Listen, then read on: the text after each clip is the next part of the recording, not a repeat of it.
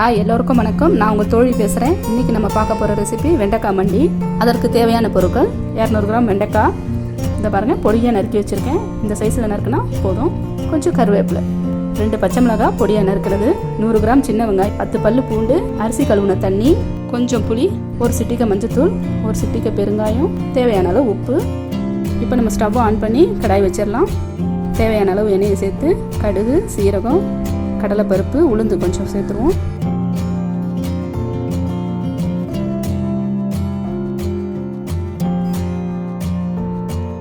அது நல்லா பொரிஞ்சு வந்துருச்சு. கருவேப்பிலையை சேர்த்துடலாம்.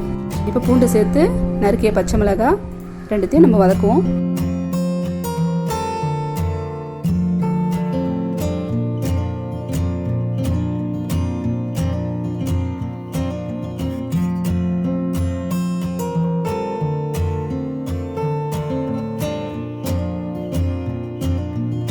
இப்போ சின்ன வெங்காயத்தை சேர்த்து நல்லா வதக்குங்க.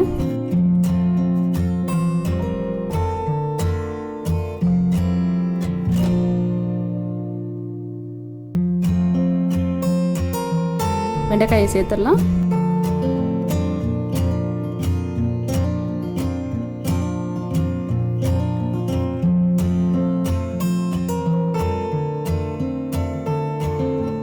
ஒரு சிட்டிகை மஞ்சத்தூள் போட்டுடலாம்.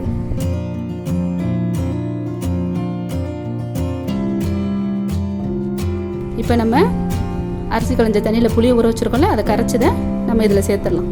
ஒரு கப்பு நம்ம முதல்ல கழுவி ஊற்றிட்டு 2வது கழுவின தண்ணியை மட்டும்தான் நம்ம எடுத்து வச்சுக்கணும். இப்போ பெருங்காயத்தூள் போட்டுடலாம். தேவையான அளவு உப்பு சேர்த்து நல்லா மிக்ஸ் பண்ணுங்க.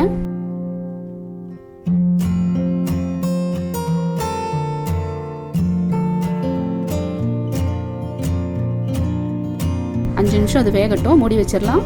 பாருங்கள், அவ்வளோதான், வெண்டைக்காய் மண்டி ரெடி. கொத்தமல்லி தூவி இறக்கிடலாம். இந்த ரெசிபி உங்களுக்கு பிடிச்சிருந்தா லைக் பண்ணுங்கள், ஷேர் பண்ணுங்கள், மறக்காமல் சப்ஸ்கிரைப் பண்ணுங்கள். அடுத்த ரெசிபியில் சந்திப்போம்.